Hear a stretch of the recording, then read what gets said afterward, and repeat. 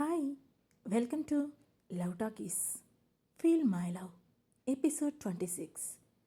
వీరేంద్ర తెలిసేమో వచ్చి చూడమని సురభికి చెప్పిన రుద్ర కారులో కూర్చున్న వీరేంద్ర మొహానికి ఉన్న మాస్క్ను లాగుతాడు. దాంతో సురభి అక్కడికి వచ్చేలోగానే సడన్గా కారు స్టార్ట్ చేసుకొని రివర్స్ తిప్పుకొని జెట్ స్పీడ్లో అక్కడి నుండి వెళ్ళిపోయాడు వీరేంద్ర. కనురెప్పపాటులో జరిగిన ఆ సంఘటనకి అక్కడే ఉన్న రుద్ర కూడా అతన్ని ఆపలేకపోయాడు. కానీ ఆ కార్ నెంబర్ని మాత్రం నోటీస్ చేశాడు. సార్, మీకేం కాలేదు కదా? కంగారుగా అక్కడికి వచ్చి అతన్ని అడిగారు సురభి సహస్ర. నో, నాకేం కాలేదు అని అంటూనే వెంటనే ఎస్ఐకి కాల్ చేసి విషయం చెప్పి తాను నోట్ చేసుకున్న కార్ నెంబర్ను చెప్పాడు రుద్ర. ఆ కార్ నెంబర్ నోట్ చేసుకున్న ఎస్ఐ, నేను ఎంక్వైరీ చేస్తాను సార్ అని చెప్పాడు.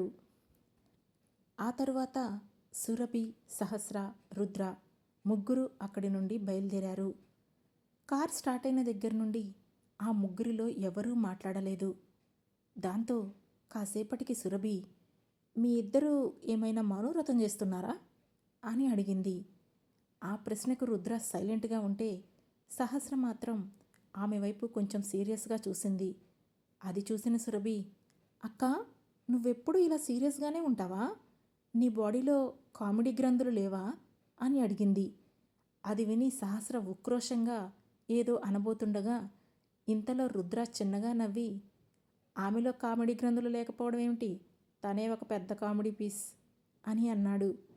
ఆ మాట విని సురభి పెద్దగా నవ్వింది.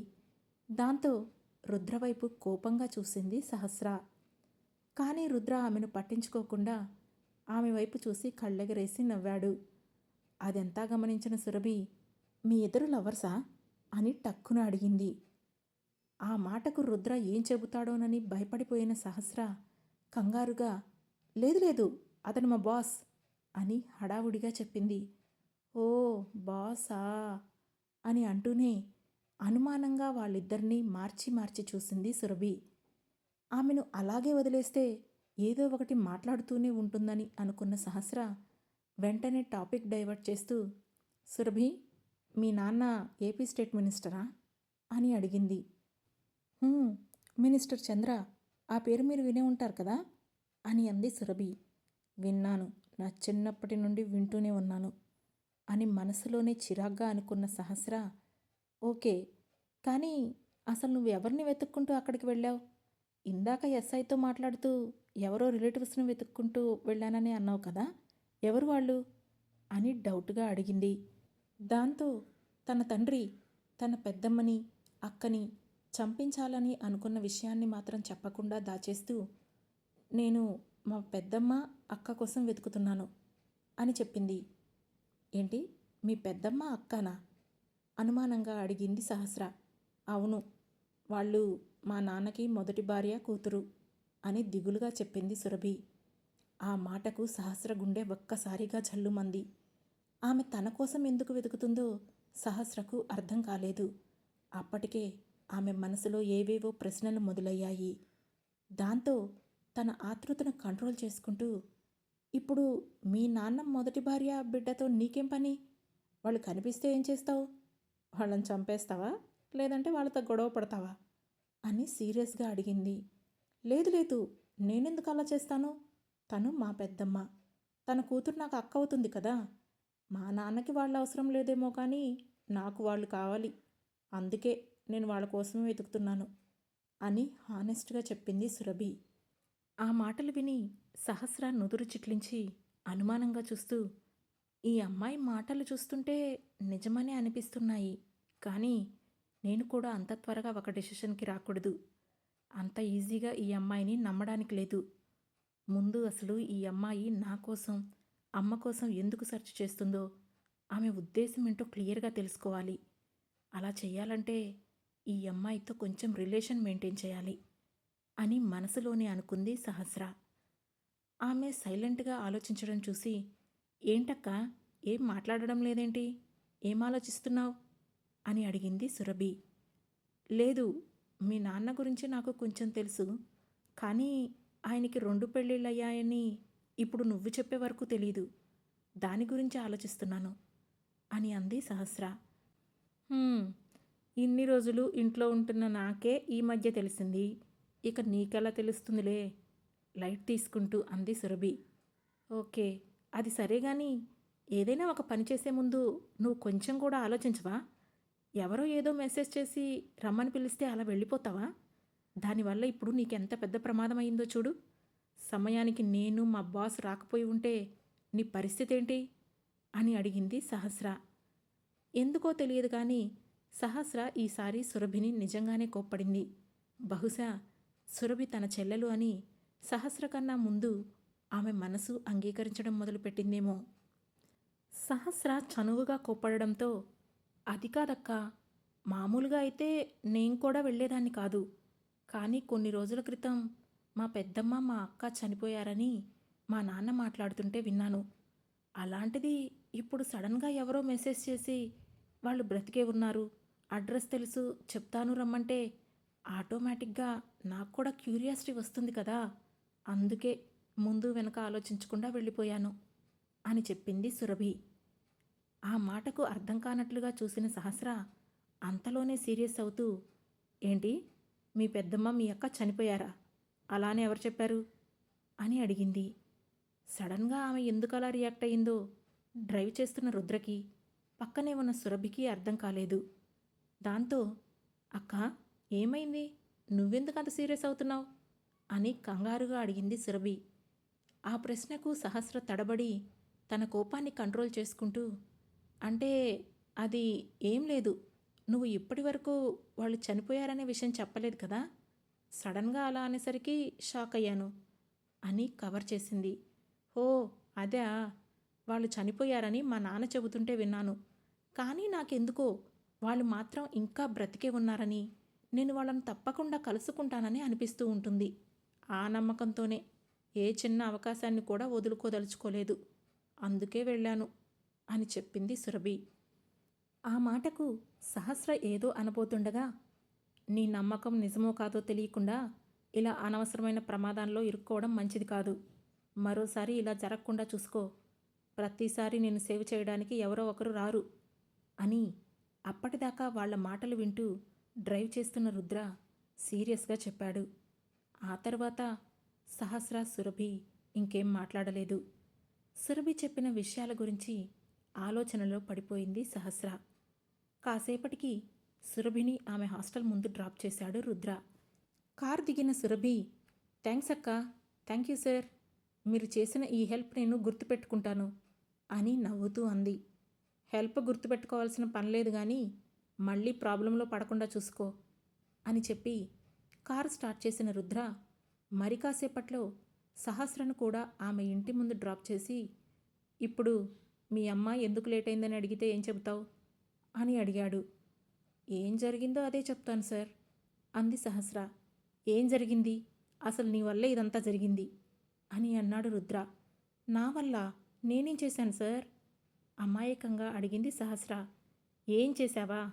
మధ్యాహ్నం కడుపు నిండా తిని కారులో ఎక్కి కంటి నిండా నిద్రపోయావు. నువ్వు నిద్రపోవడం వల్లే ఇంత లాంగ్ డ్రైవ్ చేయాల్సి వచ్చింది. దానివల్లే ఇదంతా జరిగింది. అందుకే మీ అమ్మ అడిగితే నీ వల్లే ఇంత లేట్ అయిందని చెప్పు" అని అన్నాడు రుద్ర.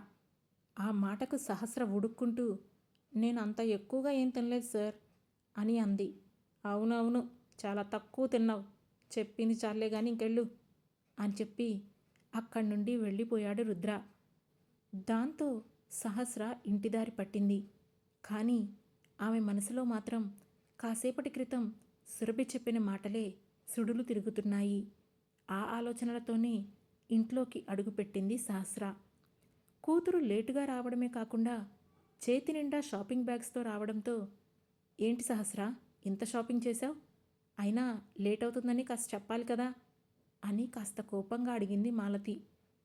"ఇంత లేట్ అవుతుందని నేను కూడా ఎక్స్పెక్ట్ చేయలేదమ్మా. రేపటి నుండి ఆఫీస్కి శారీస్ కట్టుకొని వెళ్ళాలి. అందుకే ఈ షాపింగ్ చేయాల్సి వచ్చింది. కొంచెం టయర్డ్గా ఉన్నాను, ఫ్రెష్ అయ్యి వస్తాను" అని చెప్పి డైరెక్ట్గా తన రూంలోకి వెళ్ళిపోయింది సహస్ర. ఆమె వెళ్ళిన వైపే అనుమానంగా చూస్తూ, "ఏమైంది దీనికి, ఇలా ఉందేంటి" అని మనసులోనే అనుకుంది మాలతి. రూమ్లోకి వెళ్ళిన సహస్ర చేతిలోని బ్యాగులను సోఫాలోకి విసిరేసి అలానే కూర్చుండిపోయింది. ఆమె మనసంతా చంద్ర, సురభి చుట్టే తిరుగుతోంది. అసలు మేం చనిపోవడం ఏంటి? నేను బెంగళూరు రావడానికి ముందే కదా ఆయన నా కస్టడీ కావాలని కోర్టులో కేసు వేసింది. అంతలోనే మేం చనిపోయామని ఎలా అంటాడు? అయినా ఈ అమ్మాయికి మా గురించి ఇంత ఇంట్రెస్ట్ ఏంటి? ఇన్ఫ్యాక్ట్ ఇలాంటి కిడ్స్ సైకాలజీ ప్రకారం ఈ అమ్మాయికి మా మీద బాగా కోపం ఉండాలి. కానీ తనేమో తన ప్రాణాలను రిస్కులో పెట్టి మరీ మా గురించి తెలుసుకోవాలని అనుకుంటోంది. అసలు ఆయనకి ఒక కొడుకున్నాడని తప్ప సురభి అంత కూతురుందని నాకు ఇప్పటి వరకు తెలియలేదు అని అనుకుంటూనే అప్రయత్నంగా మొబైల్ తీసి చంద్ర గురించి సెర్చ్ చేయడం మొదలుపెట్టింది సహస్ర. ఆ సర్చింగ్లోనే చంద్ర ఫ్యామిలీ ఫొటోస్ కనిపించాయి. అందులో విరాజ్, మౌనిత, సురభితో కలిసి చంద్ర దిగిన పిక్స్ ఉన్నాయి. అవన్నీ చూసిన సహస్ర ఆలోచిస్తూ, అంటే ఈయనకి కొడుకుతో పాటు సురభి కూడా పుట్టిందన్నమాట. ఒక ఆడపిల్లగా నేనంటే ఇష్టపడిన ఆయన మరి ఈ అమ్మాయిని ఎలా చూసుకుంటూ ఉండుంటాడు? తనని కూడా నాలాగే ట్రీట్ చేస్తాడా? లేదంటే బాగా చూసుకుంటాడా? అనుకుంటూ ఆలోచనల్లో మునిగిపోయింది సహస్ర. ఇంతలో మాలతి భోజనానికి పిలవడంతో వస్తున్నానమ్మా అంటూ లేచి వెళ్ళి ఫ్రెష్ అయ్యి భోజనం చేసింది. మరోవైపు రుద్ర ఇంటికి వెళ్ళేసరికి కోపంతో ఊగిపోతూ హాల్లో కూర్చొని ఉంది వసుంధర. అప్పటికే చాలా లేట్ అవుతున్నా ఆమె పక్కనే కూర్చొని ఎప్పుడెప్పుడు రుద్ర వస్తాడా, వసుంధర ఎప్పుడు అతన్ని తిడుతుందా అని ఎదురు చూస్తూ కూర్చుంది మనీషా. కార్ పార్క్ చేసి ఇంట్లోకి వచ్చిన రుద్ర హాల్లో ఉన్న వాళ్ళిద్దరినీ చూసి ఏం మాట్లాడకుండా తన రూమ్ వైపుకి వెళ్ళబోయాడు. దాంతో వెంటనే రుద్ర అని పిలిచింది వసుంధర. ఏంటి మామ్ అంటూ అక్కడే ఆగి అడిగాడు రుద్ర. నువ్వు చేసిందేం బాలేదు రుద్ర అని అంది వసుంధర. ఉఫ్ మమ్మీ ప్లీజ్, అసలే నాకు టయర్డ్గా ఉంది. విషయం ఏంటో స్ట్రైట్గా చెప్పు. నాకు ఇండైరెక్ట్గా మాట్లాడడం అంటే ఇష్టం ఉండదు అని కాస్త విసుగ్గా అన్నాడు. సరే, నేను స్ట్రైట్గానే అడుగుతున్నాను. నీ అసిస్టెంట్ని తీసుకొని షాపింగ్కి వెళ్ళి తనకి షాపింగ్ చేయించాల్సిన అవసరం నీకేమొచ్చింది? అసలు నీ లైఫ్లో నువ్వెప్పుడైనా షాపింగ్కి వెళ్ళావా? అన్నీ స్పెషల్గా డిజైన్ చేయించుకుంటావు. నాతో కూడా ఏ రోజు షాపింగ్కి రాలేదు. అయినా అంతలా షాపింగ్కి వెళ్ళాలనుకుంటే కాబోయే భార్య మనీషాతో వెళ్లకుండా తనని తీసుకొని వెళ్లాల్సిన అవసరం ఏంటి అని వరుసగా ప్రశ్నల వర్షం కురిపించింది వసుంధర.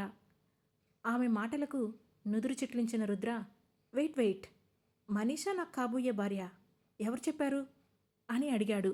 ఎవరు చెప్పడం ఏంటి? నేనే ఫిక్స్ చేశాను. నువ్వు మనీషాని పెళ్లి చేసుకోవాలి అని అంది వసుంధర. అది జరగని పని. ఆ విషయం మీకు మొన్ననే అర్థమయ్యేలా చెప్పాను. అయినా మళ్ళీ ఎందుకు దాని గురించి మాట్లాడుతున్నారు అని అడిగాడు రుద్ర. అదంతా నాకు తెలియదు రుద్ర. నేను విమల ఆంటీకి మాటిచ్చాను. సో నువ్వు ఖచ్చితంగా మనీషాని పెళ్లి చేసుకోవాలి. ఇదే నా ఫైనల్ డెసిషన్. ఇది జరగకపోతే నేను ప్రాణాలతో ఉండను అని గట్టిగా బెదిరించింది వసుంధర. ఆ తర్వాత ఏం జరుగుతుందో తెలుసుకోవాలంటే వెంటనే మన లవ్ టాకీస్ ఛానల్ను సబ్స్క్రైబ్ చేసుకొని ఫీల్ మై లవ్లోని నెక్స్ట్ ఎపిసోడ్ను వినండి. ఈ కథ మీకు నచ్చినట్లయితే వెంటనే లైక్ చేసి, షేర్ చేసి, కామెంట్ చేసి మీ సపోర్ట్ను మాకు అందించండి. Thank you.